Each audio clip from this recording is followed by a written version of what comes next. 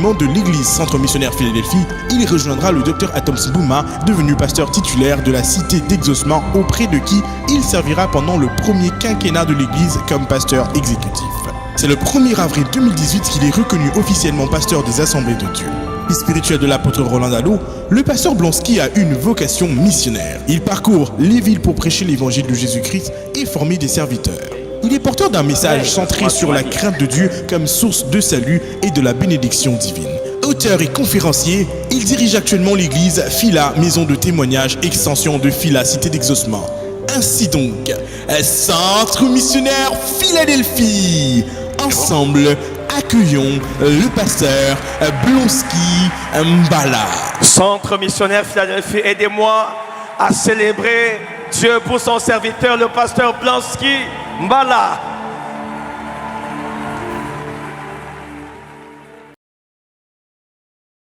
Ce soir, je m'en vais parler sur un thème assez connu, assez commun. Je vais essayer d'en tirer quelques leçons et quelques principes qui vont nous aider dans notre marche chrétienne. Le thème que j'exploite ce soir, c'est de la pierre en pain, 2 points, une solution facile mais à éviter.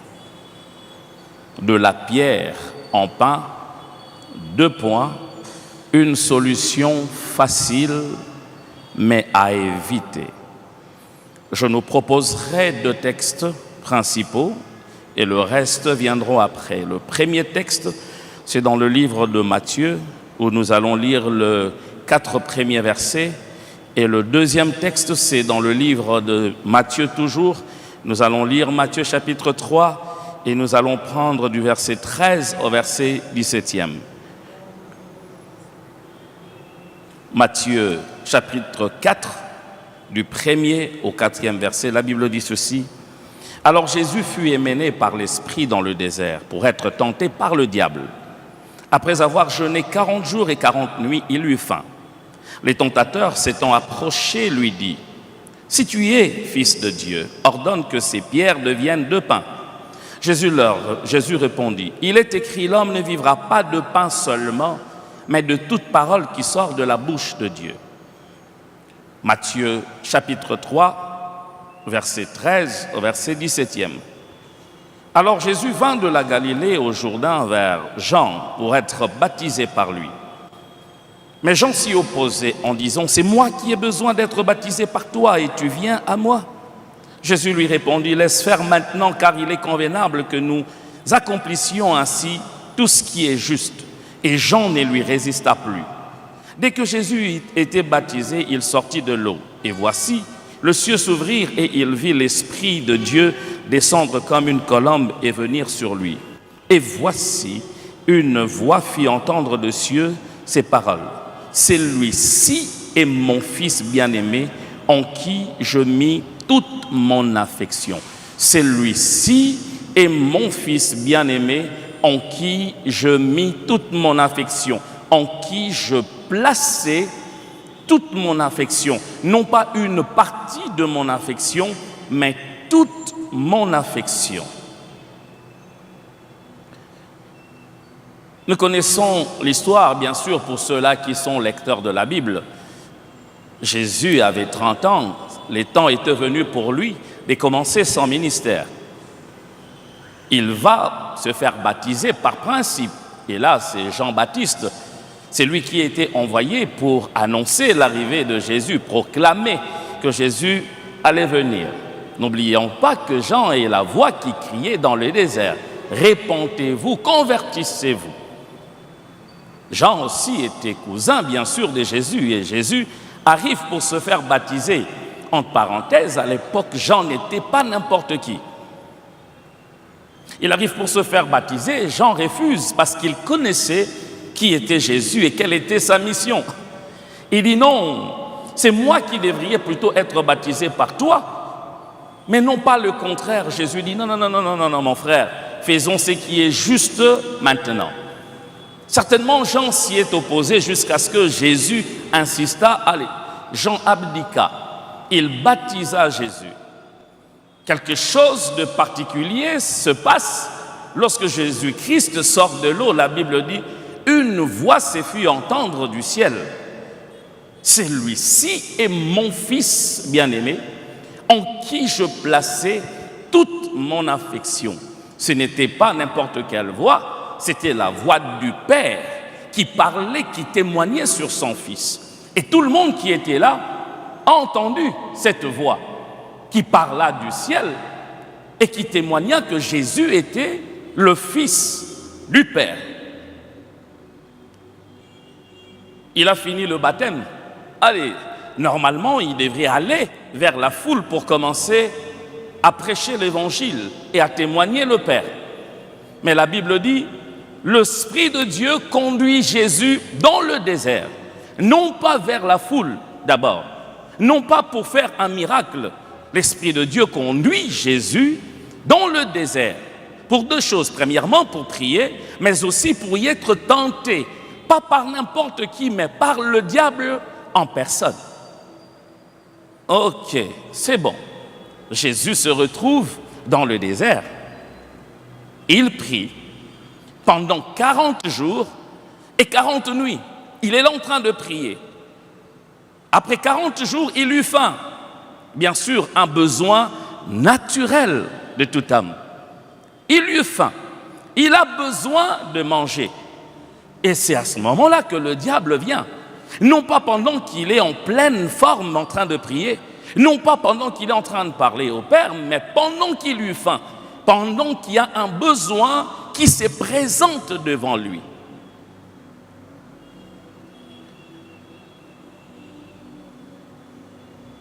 Si tu es fils de Dieu, je ne sais pas comment est-ce que ça a commencé. Est-ce qu'il a même commencé par lui dire bonjour, comment ça va? Je vois que tu as faim. Je suis sûr. Et par là, il lui pose la question, écoute, si tu es fils de Dieu, je vois que tu as faim, tu es fatigué, certainement. Allez, d'ici jusqu'à la ville, tu peux tomber, tu peux mourir. Alors, tu peux juste faire un miracle là, si bien sûr tu es fils de Dieu, transformer ces pierres en pain. Si tu es fils de Dieu, transforme ces pierres en pain. L'expression « fils de Dieu » est une expression courante dans la Bible qui n'a pas qu'un seul sens, c'est une expression qui a plusieurs sens. Et dans le Nouveau Testament particulièrement, lorsqu'on parle du Fils de Dieu, cela désigne Jésus particulièrement. Marc au chapitre 1er, verset 1er, la Bible dit « Au commencement de l'évangile de Jésus, Christ, Fils de Dieu ». Une expression attachée à Jésus.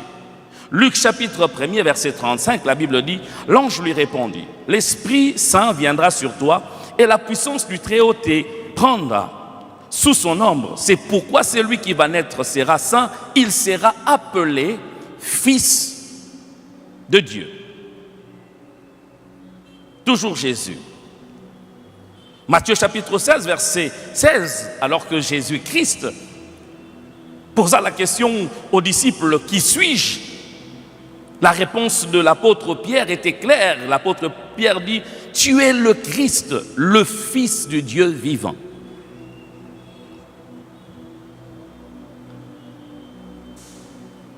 Jean chapitre 1er, verset 49, c'est Nathanaël qui répond à Jésus. Lorsqu'il vint à la rencontre de Jésus, Jésus lui dit, lorsque tu étais sous les figuiers assis, je t'avais vu. Et à ce moment-là, il témoigne, il reconnaît.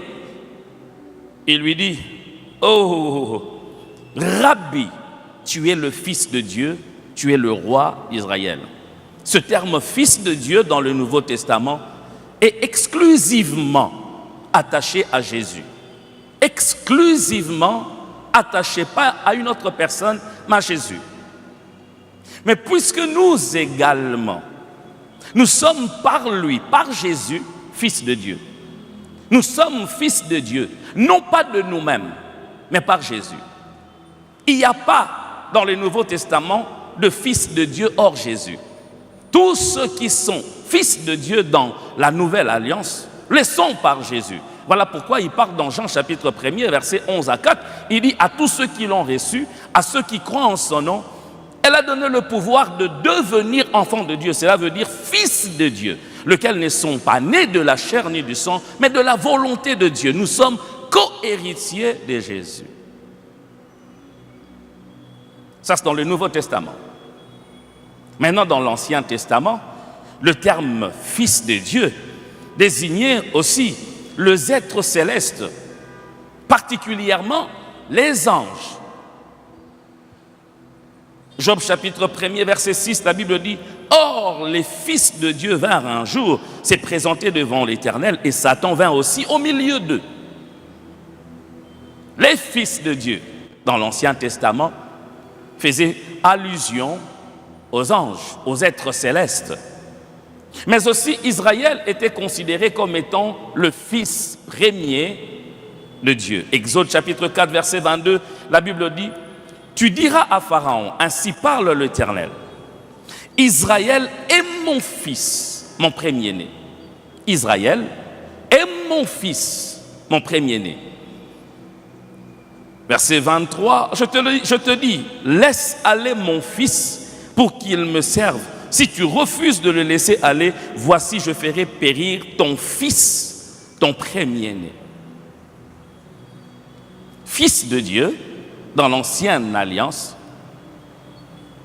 faisait allusion à Israël, faisait allusion aux êtres célestes. Si tu es fils de Dieu, change ces pains, ces pierres plutôt en pain. Et là, Jésus a faim. Il y a 2 pierres. Frères et sœurs, l'attaque du diable n'a jamais été au hasard. Souvent, c'est dans un moment de fragilité que le diable vient nous attaquer. Il sait savoir quand tu es fort dans ton jeûne pendant 10, 20, 21, 30 jours, il sait et il attend les moments favorables pour venir te parler. Il a faim, il a besoin de manger. Mais le diable trouve en cela une occasion de venir tenter Jésus. Un besoin normal, un besoin légitime. Mais le diable trouve une occasion de venir parler, tenter Jésus. Pas n'importe quel moment, un moment de fragilité physique, où physiquement Jésus est faim, où physiquement il était épuisé. 40 jours de jeûne et prière sans manger. Nous, au moins, pendant 21 jours, on nous laisse prendre 2, 3 choses. Mais lui, qui va préparer pour lui? Il est seul, il ne mange pas, il ne fait que prier.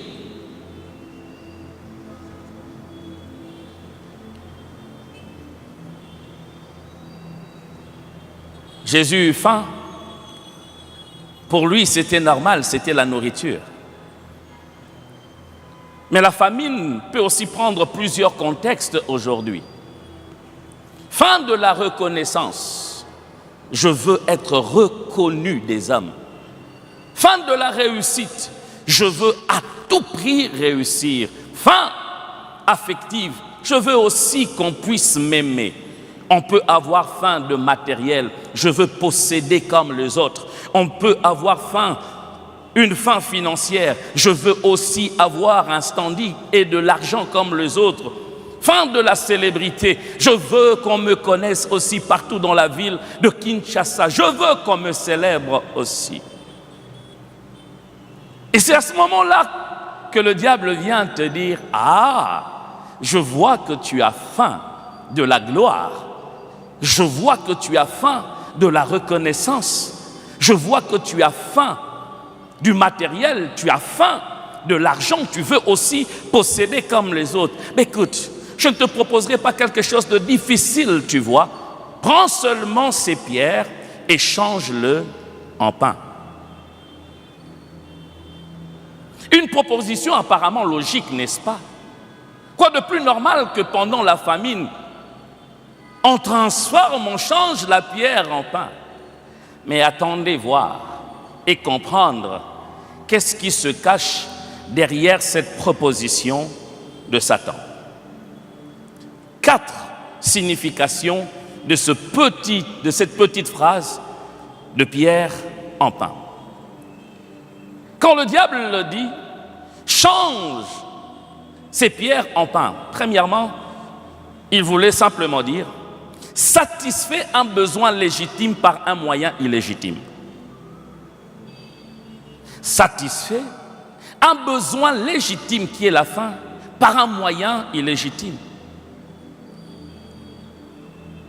La faim, c'est normal. Mais quel moyen tu dois utiliser pour remplir ton ventre? La faim d'un désir sexuel, c'est normal, c'est Dieu qui l'a placé. Mais comment tu fais pour assouvir ses besoins? Genèse chapitre 35, verset 22, parlant de Ruben, le fils aîné de Jacob, la Bible dit, pendant qu'Israël habitait cette contrée, Ruben alla coucher avec Bila, concubine de son père, et Israël l'a pris. Le fils de Jacob était au nombre de 12. Peut-être besoin appétit sexuel. Qu'est-ce qu'il fait? Il va coucher avec la concubine de son père. Amnon, le fils aîné de David, on peut lire ça dans 2 Samuel chapitre 13. Il commence à avoir un appétit sexuel envers sa demi-sœur Tamar, jusqu'à en tomber malade. Besoin sexuel, c'est normal, mais jusqu'à désirer ta propre demi-sœur, à monter toute une stratégie pour l'avoir. La Bible dit, lorsqu'elle a pris Tamar, Tamar lui a supplié. Tamar lui a dit, je suis ta sœur, mais il a refusé. Pourquoi? Parce qu'il voulait satisfaire un besoin qui était normal, mais comment? Que dire de son propre père, David, le roi, qui un jour, alors que le roi était en campagne, lui, il s'est trouvé au balcon de sa maison. Il regarda à côté, il trouva une femme en train de se baigner qui s'appelait Bathsheba. Il appelle son service de renseignement, il demande, c'est qui cette femme-là? On lui renseigna que c'était une femme mariée, qui s'appelait Bathsheba, femme d'Uri, le Hétite. On lui donne la description et même l'origine du mari de la dame. Mais parce qu'il est roi, il a dit, tiens, elle est belle, je veux la prendre. Et il a pris Bathsheba de force. Homme marié, David qu'il était. À cause de sa position, il prend la femme d'autrui.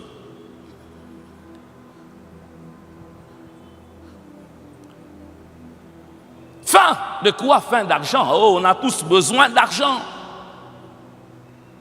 On en a besoin, payer le minerval, faire telle ou telle chose. Mais comment nous faisons pour l'avoir? Écoutez ce que Josué 7, verset 20 à 21 dit de Akan, un homme, un père de famille. Alors qu'il venait d'arriver à la terre promise, Dieu leur dit, ne touchez à rien. Mais écoutez ce que la Bible dit. Akan répondit à Josué et dit, il est vrai que j'ai péché contre l'Éternel, le Dieu d'Israël. Et voici ce que j'ai fait. J'ai vu dans le butin un beau manteau de chinéar, 200 cycles d'argent et un lingot d'or du poids de 50 cycles. Je les ai convoités et je les ai pris. Ils sont cachés dans la terre au milieu de ma tente et l'argent était dessous. Interdiction de Dieu. Mais besoin d'avoir est là. Qu'est-ce qu'il fait? Il désobéit à Dieu pour assouvir son besoin en termes de finances. Il vola, il déroba. Pourquoi? Parce qu'il avait besoin d'argent. Il a regardé, il n'y a personne à gauche, à droite. Il a dit, je peux prendre, personne ne verra. Il va cacher dans sa maison des lingots d'or, des manteaux. Il cache. Mais comment est-ce qu'il a eu ça? Nous sommes au Burkina Faso. Le 15 octobre 1987, j'aime bien l'histoire. Ils sont deux amis. Il y avait un qui s'appelait Thomas Sankara, qui était président de la République de l'époque, Burkina Faso, autrefois Haute-Volta. Et son ami des camps, Blaise Compaoré, son ami intime, celui qui était même son témoin du mariage.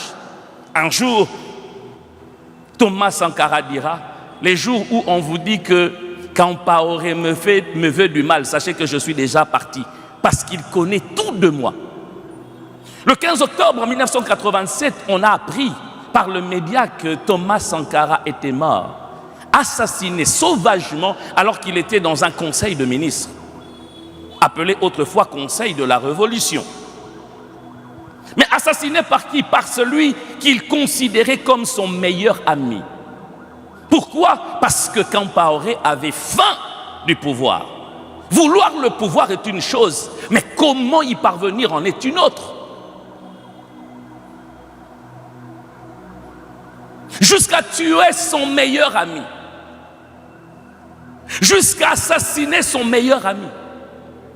Jusqu'à mettre du poison dans le verre de celui que tu appelles mon père spirituel. Jusqu'à tuer celui qui t'a pris du village, t'a emmené ici, t'a fait étudier, rien que parce que tu veux avoir quelque chose. Je me poser la question ce soir, comment faisons-nous pour avoir? Comment faisons-nous pour assouvir la faim quand cela nous prend? Le problème dans la vie n'est pas la faim, mais comment est-ce que nous faisons pour manger? Comment faisons-nous pour avoir? Il y a d'autres, qu'est-ce qu'ils font? Ils se disent, allez, je veux sortir avec un homme marié. Je veux être homosexuel. On me parlait de l'histoire d'un jeune que je connais, qui aujourd'hui sort avec des papas. Un jeune homme qui sort avec deux papas. Pourquoi? Parce qu'il veut simplement assouvir un besoin de paraître. Il a été dans la galère, maintenant là, il se dit, trop c'est trop, je dois quand même manger, je dois changer, je dois me vêtir, je dois avoir un iPhone 17, je dois aussi avoir le cabello, je dois aller à Dubaï, je dois faire la Turquie, je dois être comme tout le monde. Et peu importe le prix que cela va me coûter. Oh, qu'est-ce que les gens ne font pas aujourd'hui pour être connus comme pasteur, un grand pasteur? On est prêt à s'associer avec n'importe qui, même la personne que l'on sait que lui, là, il ne marche pas dans la droiture. Mais on veut simplement s'associer, on veut des associations. Pourquoi? Parce qu'on a faim de la gloire, on a faim d'être connu. On veut qu'à Kinshasa, que l'on soit connu comme les autres. On est prêt à tendre la main même vers la personne où on sait, lui, là, il n'est pas dans la saine doctrine. Juste pour être visible. Je te repose la question, je me repose la question, comment faisons-nous pour avoir? Ce que tu as, c'est à toi bien sûr, mais comment as-tu fait pour avoir? Est-ce le prix de ta sueur ou le prix de magouille? Est-ce vraiment le prix de ta sueur ou bien c'est le prix de falsification? Dans ma petite vie, j'ai appris à ne pas envier les autres. Dans ma toute petite vie, j'ai appris à être content de ce que Dieu me donne. Vous ne savez pas ce que les gens sont prêts à faire pour avoir. Ce que les gens sont prêts à faire pour paraître. Grand homme de Dieu, femme d'affaires, mais tu as eu l'argent où?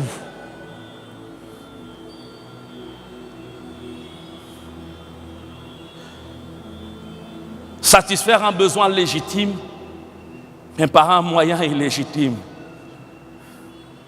Mes diplômes, je les ai eus avec l'aide de Dieu, avec mon intelligence. Mais j'ai vu de pasteurs dans la salle d'auditoire tricher. J'étais avec un bien-aimé, il me dit, Omoni Oyo, tricheur total aranae. Est-ce que le diplôme que tu as, le travail que tu as fait à la fin, de fin de cycle, tu as fait ça seul ou on a fait pour toi? Quand Quand tu as dit, oh Seigneur, merci pour le diplôme que tu m'as donné, est-ce que c'est Dieu qui t'a donné ou bien c'est l'autre qui avait travaillé pour toi?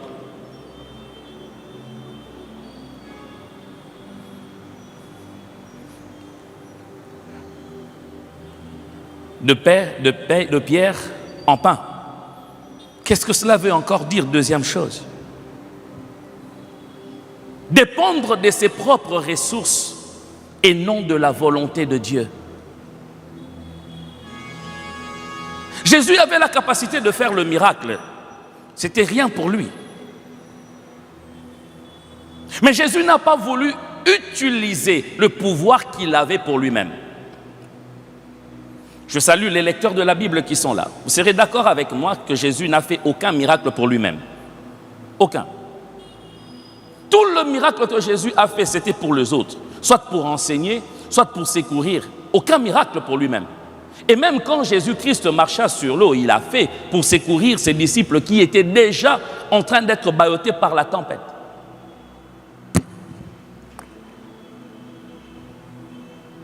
Change le pierre en pain.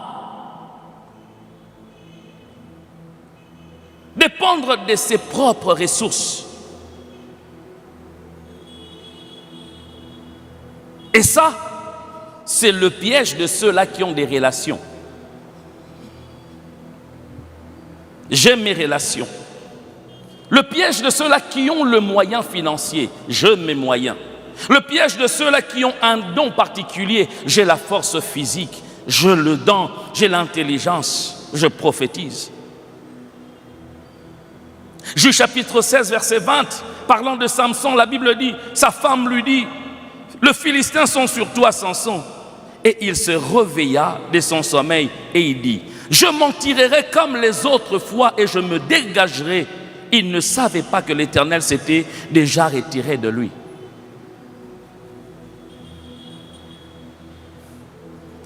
J'ai l'argent, je veux faire. J'ai des relations, je veux faire. Combien compte encore sur Dieu pour de petites choses? Combien compte encore sur Dieu pour manger ou pour voyager? Combien compte encore sur Dieu? J'ai de moyens, mes enfants vont aller étudier en Europe. J'ai de moyens, je veux avoir. J'ai de moyens, j'ai de moyens. La volonté de Dieu ne compte plus pour eux. Pourquoi? Parce qu'ils se disent, j'ai de moyens pour faire. Samson, les Philistins sont sur toi. J'ai le moyen de m'en sortir. Jacques, verset 4, chapitre 4, 13 à 17 nous donne ces conseils que j'aimerais nous donner à nous tous. À vous maintenant qui dites, aujourd'hui ou demain, nous irons dans telle ville. Nous y passerons une année. Nous y ferons des affaires et nous réaliserons des gains. Vous qui ne savez pas ce que votre vie sera demain, écoutez le conseil. Vous devriez dire au contraire, si le Seigneur le veut, nous vivrons et nous ferons ceci ou cela.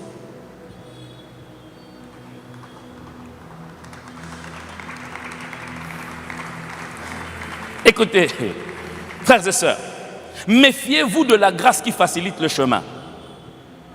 Méfiez-vous de la grâce qui facilite le chemin. Elle est souvent le masque qui raccourcit, qui égare. Le masque du raccourci qui égare.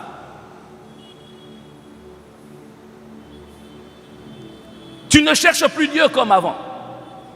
Même pour voyager, maintenant que tu as l'argent, tu as le visa, tu peux partir quand tu veux, où tu veux. La volonté de Dieu ne compte plus. Tu as beaucoup travaillé, je dois me reposer, je dois aller ailleurs. Mais est-ce que c'est Dieu qui t'a demandé d'aller là-bas?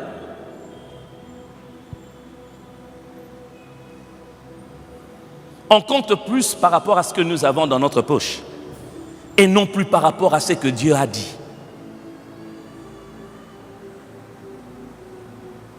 Est-ce que tu prends le temps de chercher la volonté de Dieu par rapport à toi?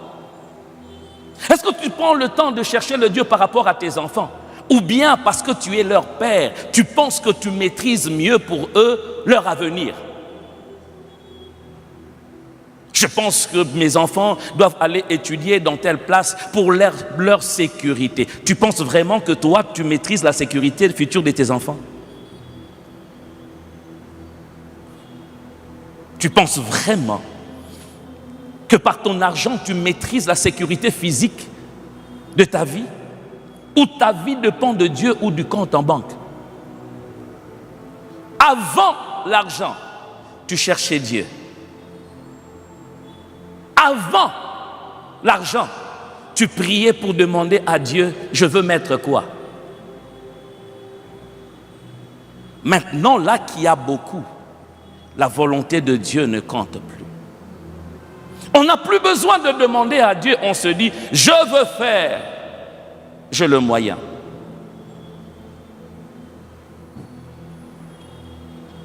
Est-ce que tu demandes encore à Dieu? Ou bien c'est parce que tu as des relations? Quand tu as un problème, la première personne que tu appelles se trouve où? Ah, dans le répertoire de ton téléphone. C'est le réflexe que nous avons. Quand nous avons un problème, je cherche dans mon téléphone qui est-ce que je peux appeler pour me dédouaner de ce problème. Et c'est quand ça ne marche pas, on va vers Dieu. Seigneur, j'ai tout essayé. Voilà pourquoi je suis rentré seulement vers toi. Pose la question à ton voisin. La première personne que tu appelles se trouve où? C'est d'abord ton médecin. Quand tu as mal, tu appelles qui d'abord? Ton médecin, n'est-ce pas? Docteur, nazoyoka pasi wana ezongi lisusu. Pourquoi? Parce que tu as des relations, n'est-ce pas?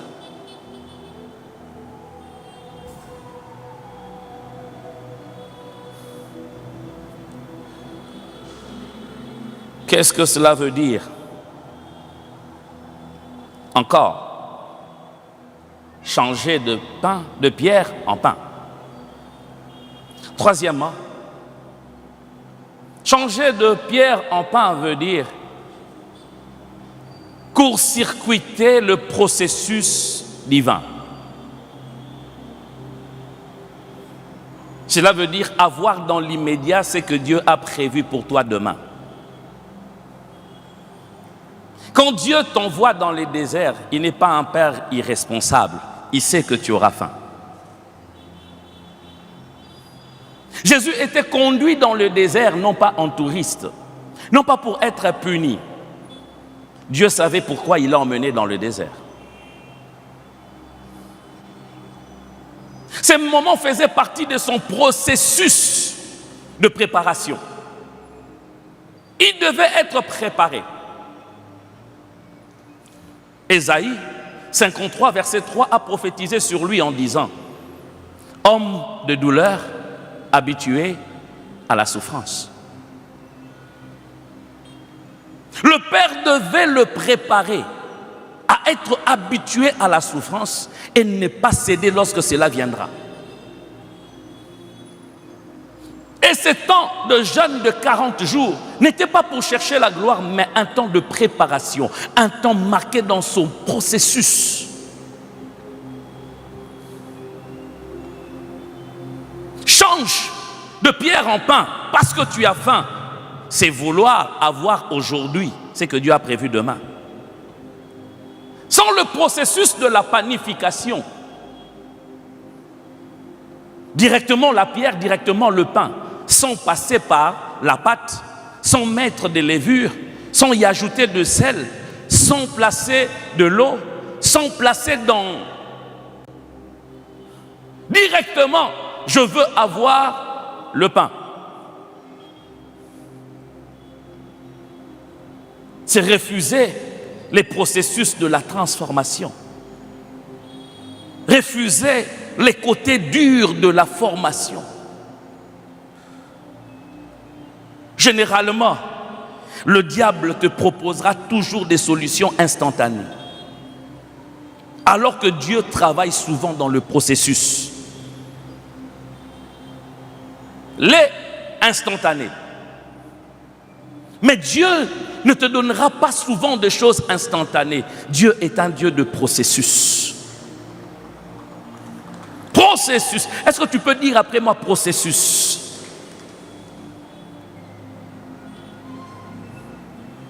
Processus.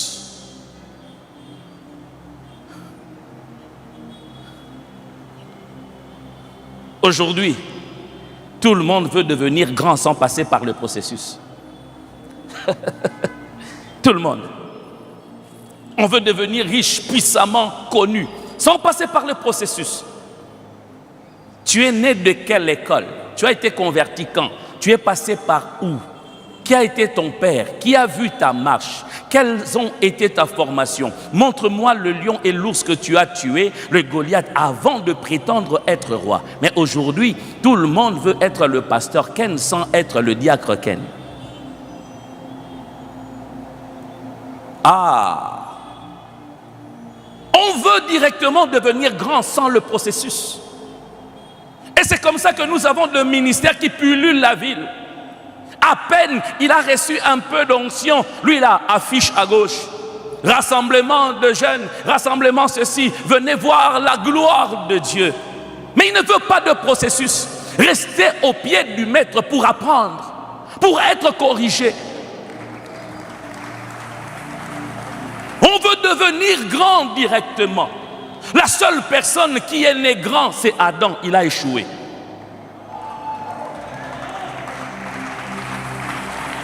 Il y a un processus, puis après moi, processus.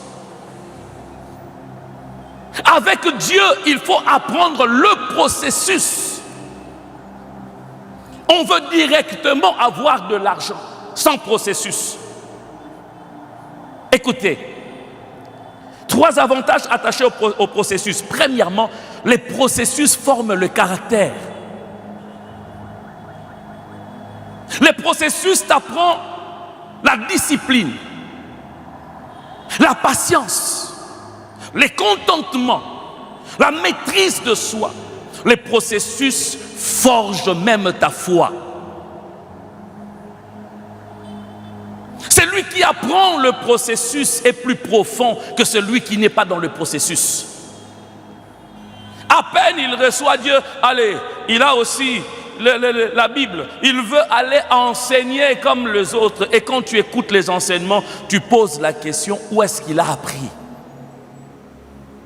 Aucune profondeur dans la matière, aucune connaissance. Vous savez une chose? Ce que tu deviens est plus important que ce que tu obtiens. En Dieu, ce que tu deviens est plus important que ce que tu obtiens. Donne-moi un amen, je vais te bénir.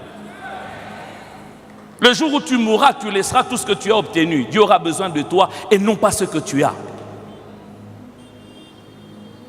Qu'est-ce que tu deviens? Sans processus, instantanément grand,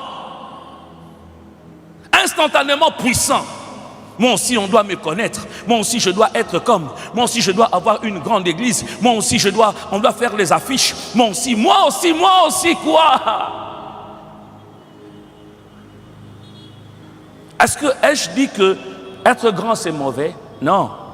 Mais comment tu fais pour devenir grand? Le processus, deuxièmement, sécurise le résultat.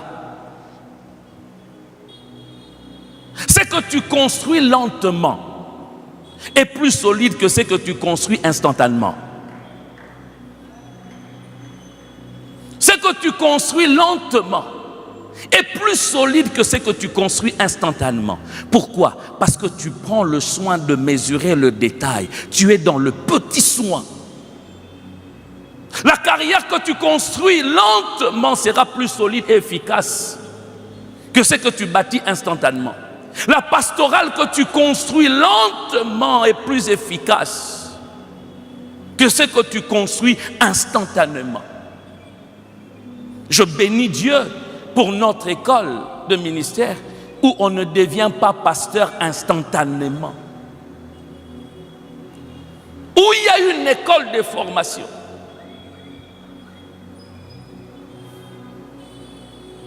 Vous savez, les raccourcis produisent souvent des résultats fragiles. On veut le raccourci. On ne veut pas la formation. Un succès instantané peut s'effondrer rapidement, mais un succès construit résiste aux intempéries. Voilà pourquoi notre père, l'apôtre Roland, peu importe les intempéries, il résiste. Pourquoi? Parce qu'il n'a pas bâti son ministère instantanément, mais il a suivi les processus. Si c'était seulement d'une manière instantanée, mais l'apôtre serait KO aujourd'hui. Voilà pourquoi je bénis le Dieu de mon processus. Je bénis le Dieu de mon processus. Je bénis le temps où j'étais à la jeunesse à la borne, où j'étais là pour nouer le fil après les réunions de la jeunesse. Je bénis le Dieu qui m'a emmené à la jeunesse à Philadelphie, où j'étais second. Je bénis le Dieu qui m'a placé du côté du docteur Atoms. Je dirai toujours merci à Dieu pour cela. Quelle bibliothèque, quel homme. Je n'ai pas appris le ministère dans la rue, je n'ai pas été pressé. J'ai été à côté d'un homme qui m'a enseigné le ABC dans le ministère. J'étais content d'apprendre. Pasteur Christian, profite du temps où tu es à côté du pasteur Ken. Je vais te donner mon secret. Le docteur Atoms peut nous suivre. De temps en temps, j'allais dans son bureau. Les mercredis, des fois, il regarde qui enseigne. Blonsky, c'est toi qui enseigne. Choisis quelqu'un d'autre. Reste ici, on va échanger. On reste ensemble, on parle. Il m'enseigne. Des fois, je lui dis, docteur, dis-moi, comment tu arrives à gérer maman à la maison? Pongaï, misise komo bimanga, na rosumuka. Et il t'enseigne, voilà ce que tu dois faire, voilà comment tu dois faire, voilà comment. Aujourd'hui, je n'ai pas un couple stable parce que c'est tombé du ciel. Ce n'est pas un ange qui est venu m'enseigner des choses. C'est à côté de cet homme qui m'a appris le processus.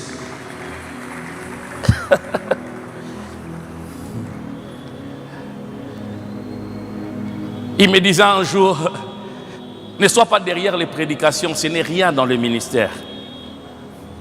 Le véritable ministère, c'est d'abord ta vie qui prêche aux autres.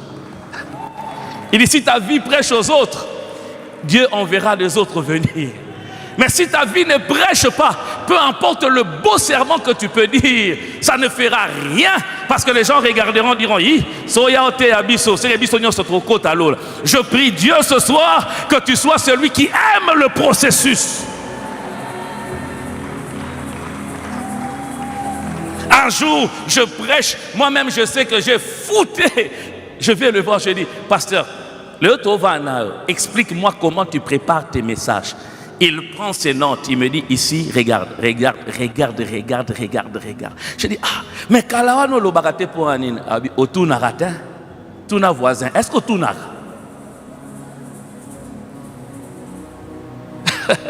J'étais en train d'enseigner aujourd'hui, il y a quelqu'un qui m'a posé la question, il dit, pasteur, dis-moi. Moi, des fois, je cherche la présence de Dieu, mais je n'entends rien. Mais toi, tu es là devant. Tu dis, allez là-bas derrière. Il y a quelqu'un qui est touché là-bas. Je vois des anges qui sont touchés. Je compte 1, 2, 3. Et puis, pouf! Et puis, ça n'a pas ça la rani. Et puis, monsieur, et là, à 10 ans, au lingo, on a 1 minute. Dis à ton voisin, processus. Je prie que dans notre église, que nous n'ayons pas des générations instantanées.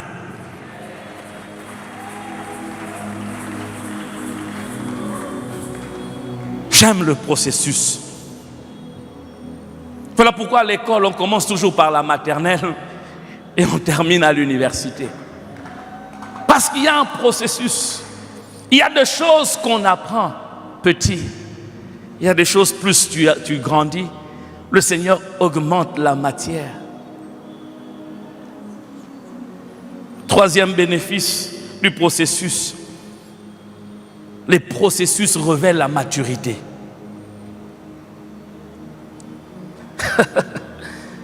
L'un des meilleurs tests dans le processus, c'est le temps. Le temps révèle souvent les motivations de cœur. Tu es venu, tu te dis, allez, le pasteur Ken va me lancer dans le ministère. Vanda. 1 année, 2 ans, 3 ans, rien. Comment tu réagis? Tu commences à bouder.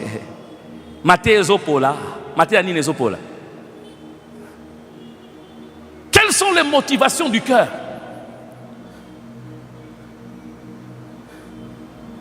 Le processus filtre les intentions. Écoutez ce que Deutéronome chapitre 8, verset 2 à 4 dit. Souviens-toi de tous les temps que l'Éternel, ton Dieu, t'a fait faire pendant ces 40 années dans le désert. Il dit, souviens-toi du temps que l'Éternel Dieu t'a fait faire pendant 40 ans. Il dit, c'est Dieu qui a fait faire ces temps. Il dit, souviens-toi. Pourquoi tu dois te souvenir? Il dit, afin de t'humilier. C'était le but premier. Deuxièmement, de t'éprouver. Pour savoir quelles étaient les dispositions de ton cœur. Pourquoi tu es venu voir le pasteur Ken dit, pasteur, je sens que je dois être à tes pieds. Quelle disposition de cœur tu as? Pourquoi tu es allé voir cet homme dire, je veux que tu sois mon mentor? Parce qu'il a de l'argent.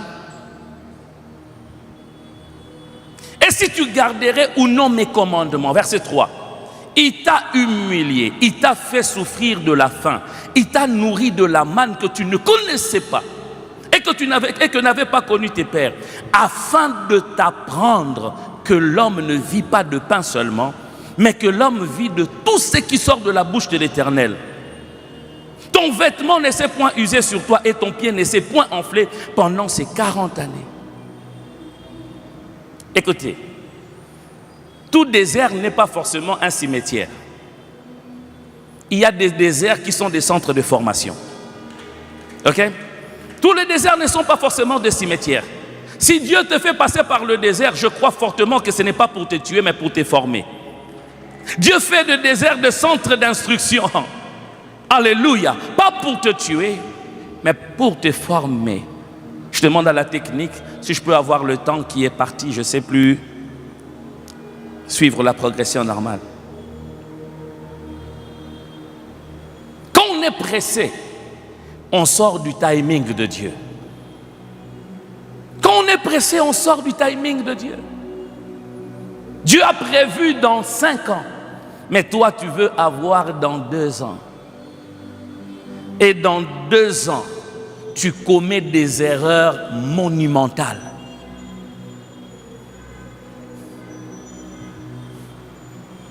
Quatrième chose, et je veux m'arrêter par là. Suivez-moi très bien ici.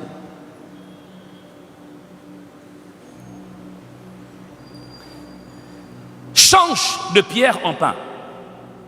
Mais attention, le diable ne commence pas par lui dire « change de pierre en pain ». Il dit d'abord « si tu es fils de Dieu ». Quel est le sens véritable de ce texte? Si vous survolez cela, vous penserez que le but du diable, c'était simplement que Jésus-Christ montre sa puissance en changeant la pierre en pain. C'est faux. Le diable savait que Jésus-Christ avait le pouvoir de changer la pierre en pain. Il lui dit, si tu es fils de Dieu, change la pierre en pain. Jésus donne la réponse. Écoutez la réponse de Jésus, ça paraît déphasé, mais suivez la logique. Il est là, il a faim, on lui dit change la pierre en pain. Il dit l'homme ne vivra pas de pain seulement, mais de toute parole qui sort de la bouche de Dieu. Quelle logique? Il sait là où Satan voulait l'emmener et il a précédé. L'homme ne vit pas de pain seulement, mais de toute parole qui sort de la bouche de Dieu. Qu'est-ce qui est sorti de la bouche de Dieu? Ah, ce qui était sorti de la bouche de Dieu, c'est ce qu'on a lu dans Matthieu 7, 3, 17. Voici, une voix fit entendre de cieux ces paroles. Celui-ci est mon fils bien-aimé, en qui j'ai placé toute mon affection. Même Satan avait écouté cela, tout le monde avait écouté qu'une parole était sortie du ciel pour Jésus. Celui-ci est mon fils bien-aimé, en qui je place mon affection. Satan dit, si tu es le fils de Dieu, prouve-le. Prouve que tu es le fils de Dieu. Tu as faim, tu es fils de Dieu, tu ne peux pas rester comme ça, tu dois manger. Ah ok, d'accord. Prouve que tu es fils de Dieu. Ah, c'est ce qu'on entend aujourd'hui.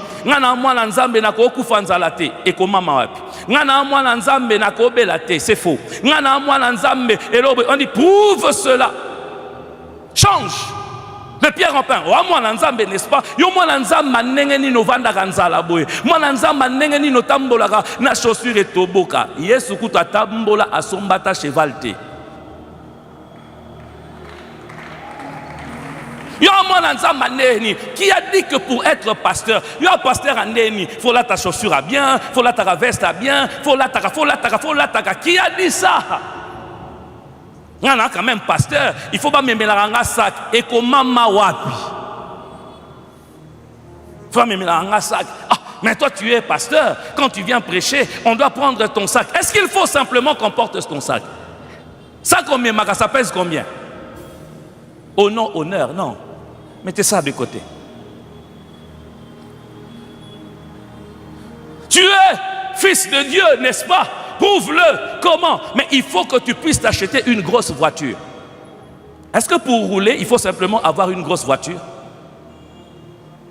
Et tu veux démontrer que tu es fils de Dieu en voulant t'acheter une grosse voiture. Voilà pourquoi tu tombes en donnant de fausses prophéties et de faux messages, en faisant dire des gens des amen qui n'ont pas de sens.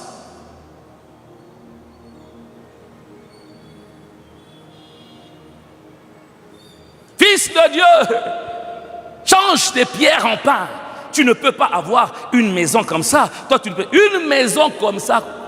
Un jour, un jeune homme m'a vu, il dit, pasteur, il y a quand même pasteur, hein? Quand même, quand même, il faut quand même un look à Jeep, na tout nier. Na voiture en ligne. Quand Dieu m'a appelé, il ne m'a pas dit que je te donnerai une Jeep. Il m'a dit, je te promets le royaume des cieux.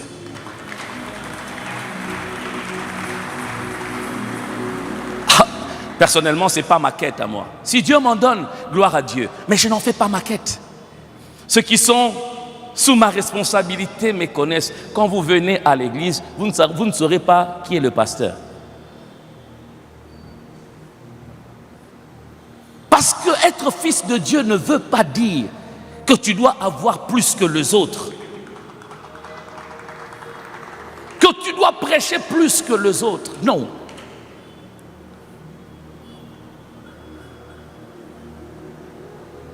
Si tu es fils de Dieu, change de pierre en pain.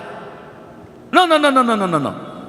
Ce n'est pas le fait de changer le pierre en pain qui confirme que tu es fils de Dieu.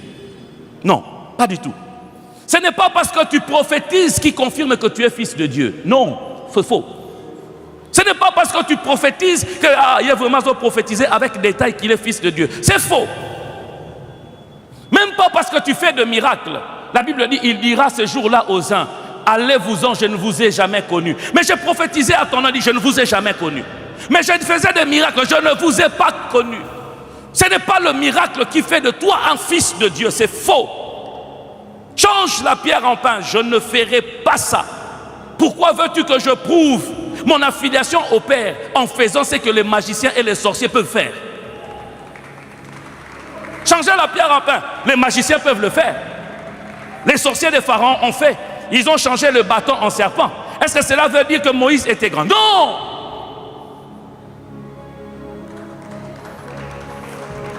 Donnez-moi un amen, je vais terminer. Satan, tu as le pouvoir, oui ou non? Oui, j'ai le pouvoir. Tu peux changer la pierre en pain, n'est-ce pas? Oui, je peux changer. Est-ce que le fait que toi, Satan, tu changes la pierre en pain fait de toi enfant de Dieu? Non, pas du tout. Ce n'est pas parce que tu changes la pierre en pain que tu es enfant de Dieu. Non, je sais où tu venais. Tu voulais que je doute de celui qui a parlé. Qu'est-ce qui fait de moi enfant de Dieu? Ce n'est pas un miracle. Ce qui fait de moi un enfant de Dieu, c'est ce que lui il a dit. Je n'ai pas douté. N'est-ce pas que tu avais entendu? Celui-ci est mon fils bien-aimé en qui j'ai placé mon affection. Si je veux prouver que je suis enfant de Dieu, cela veut dire que je doute de ce que lui il a dit. Je ne douterai pas de la parole de Dieu. Je n'ai pas besoin de prouver cela. Donne-moi un amen, je veux te bénir. Comment veux-tu prouver ce que tu as reçu par la foi? Comment veux-tu prouver ce que tu as reçu par la foi? La foi vient de ce qu'on entend. Ce qu'on entend vient de la parole de Dieu. La foi n'est pas visible, la foi est invisible. On ne peut jamais prouver ce qu'on a reçu par la foi. Ce qu'on a reçu par la foi ne se prouve que par la parole de Dieu. Parole de Dieu. La foi, ta foi, si c'est né d'une parole humaine, c'est une fausse foi. La foi véritable ne se démontre que par la parole de Dieu. Or, la parole de Dieu, il a déjà parlé une fois. Je n'ai pas besoin d'une deuxième fois pour savoir que je suis enfant de Dieu. Mais pasteur, ça c'est pour Jésus. Oui, Jésus n'est pas égoïste. Voilà pourquoi. Il vient dans Jean, chapitre 1er, verset 12, il dit, ok, à tous ceux qui l'ont reçu, à ceux qui croient en son nom, il leur a donné le pouvoir de devenir enfants de Dieu. Lorsque tu crois en Jésus, tu deviens enfant de Dieu. Tu ne peux pas prouver cela. Comment prouver que je suis enfant de mon père? Par l'ADN. N'est-ce pas? On fait l'ADN, on découvre que j'ai l'ADN de mon père. Mais comment prouver que tu es enfant de Dieu? C'est par la foi. Il a déjà déclaré à ceux qui croient en lui, tu n'as pas besoin, il a déjà dit à ceux qui croient en son nom, il leur a donné le pouvoir de devenir enfants de Dieu. Je n'ai pas besoin de preuves. Oh, pouvez biso, fais un miracle, je ne ferai pas de miracles. Ressuscite les morts, je ne ressusciterai pas les morts. Je ne fais pas les miracles pour prouver, Dieu fait le miracle pour instruire. Lelo, on n'a pas besoin de voir. Tout miracle est attaché, une instruction et un enseignement. À chaque fois que Satan vient te demander de prouver quelque chose, fais attention. C'est qu'il y a une parole qui a été prononcée sur toi. À chaque fois qu'il vient te demander, il veut, Eric, prouve que tu es pasteur. Sache que Dieu avait déjà déclaré ce que tu es. Si le Père a déclaré, qui suis-je pour prouver cela? Va demander à celui qui a déclaré de prouver que je suis son fils. La foi vient de ce qu'on entend. Et ce qu'on entend vient de la parole de Dieu. Si tu es de Dieu, tu aimeras la parole de Dieu. La Bible dit ceci. Il dit à Josué que ce livre de la loi ne s'éloigne pas de ta bouche. Médite-le jour et nuit. Afin que tu agisses selon ce qui est écrit. Afin... Oh, merci beaucoup. Il y en a même beaucoup. Afin que tu agisses selon ce qui est écrit. C'est alors que tu auras du succès. C'est alors que tu réussiras. Mon pasteur, le docteur Adams, me disait, Blansquier, mange la parole, parle la parole, mime la parole. Lorsque tu manges la parole, ta parole deviendra sa parole. Ton corps est bâti par les éléments que tu manges. Ton corps est bâti par les éléments que tu manges.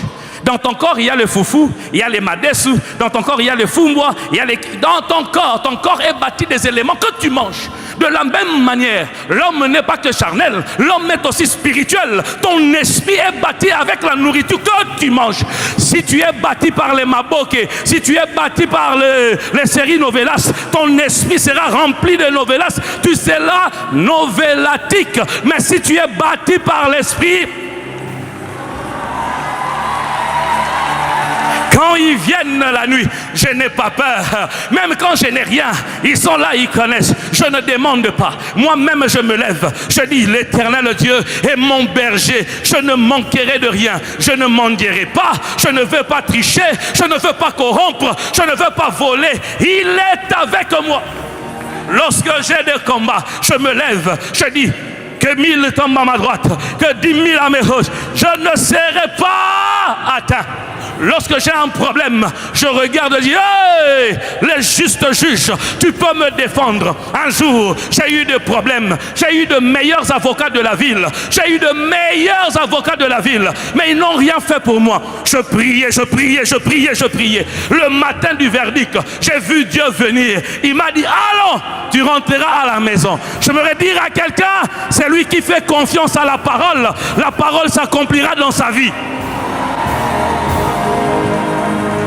Je ne compte pas sur mes ressources. Je ne compte pas sur mes relations. Est-ce que j'en ai pas? Si, j'ai des relations. Mais je ne fais pas souvent confiance à mes relations. Parce que ce sont des humains. Tu l'appelles, ça sonne, il ne décroche pas. Les jours où tu le vois, tu lui dis, Nabenga kyo yamba kite. Akosi, kamona kite. Amoni, mayamba kite.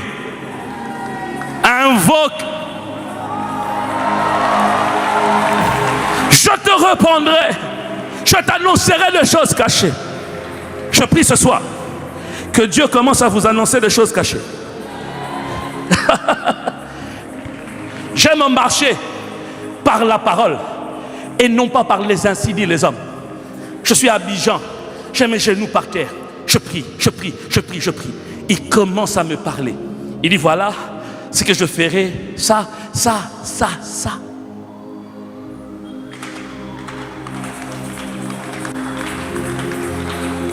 Comment me demander de prouver ce que Dieu a dit? Pasteur Christian, imagine que le pasteur Ken te dise que Christian, tu es mon fils.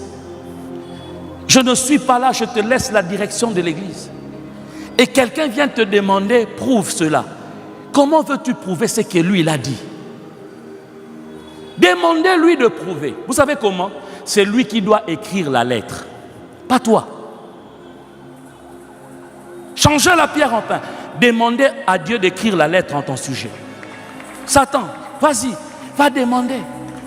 Frères et sœurs, dans la vie, si tu changes la pierre en pain, le pain que tu mangeras, qui vient de la pierre, transformera ton cœur de chair en cœur de pierre.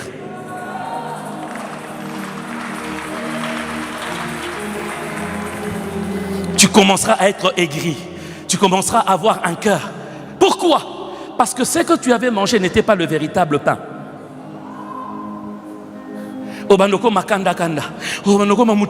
Pourquoi? Parce que les autres, parce que tu as voulu changer la loi de Dieu. Ce soir, j'aimerais dire à quelqu'un, fais attention. Fais attention. Manger, c'est un droit légitime. Mais qu'est-ce que tu manges? Tu as des enfants, c'est bien. Tu as une femme, c'est bien. Mais ils vivent de quoi? L'argent de la corruption? Avec quoi? Avec quoi? Avec quoi? Avec quoi? Avec quoi?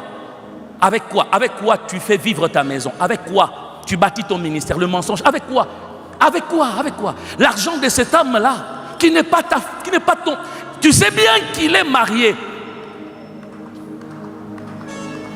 Dieu n'est jamais impressionné par tes biens parce qu'il en a plus. Je répète, Dieu n'est jamais impressionné par tes biens. La Bible dit, quand la tentation est finie, les anges sont venus servir Dieu. Si seulement il avait transformé le pierre en pain, les anges allaient rentrer avec leur nourriture. J'aimerais dire à quelqu'un, ça traîne peut-être, mais ils sont en chemin. Ça traîne peut-être, mais ils sont en chemin. Ce mariage traîne, mais les anges sont en chemin. Les enfants traînent, mais ils sont en chemin. Dans les jours à venir, je ne suis pas du genre prophète, mais avant Boundan 21, tu viendras témoigner ici.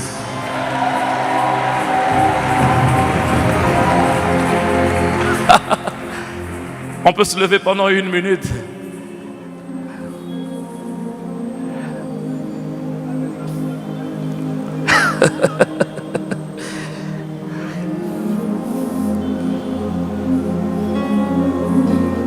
Il y a quelqu'un qui est en ces lieux.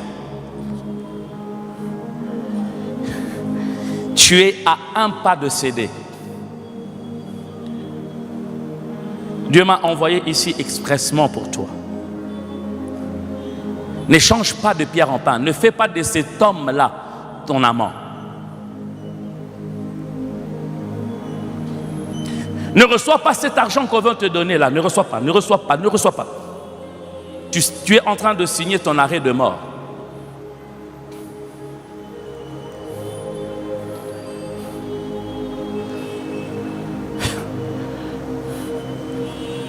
Je ne suis pas un franc chanteur comme le docteur Atoms.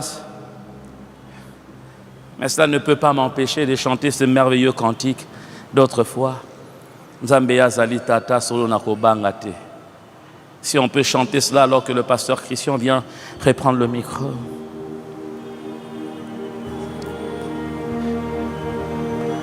Tata solo kuba ate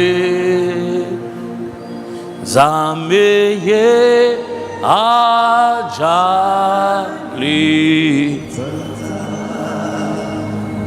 Solona Kuba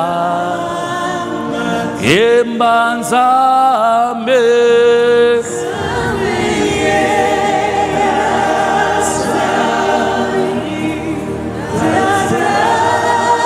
Je voudrais que tu le déclares avec foi.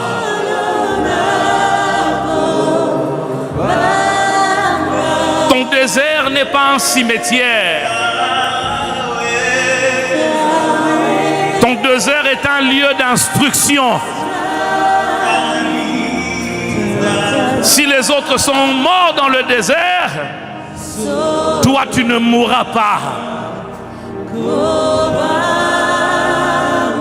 Soki mo pepe, soki mo pepe.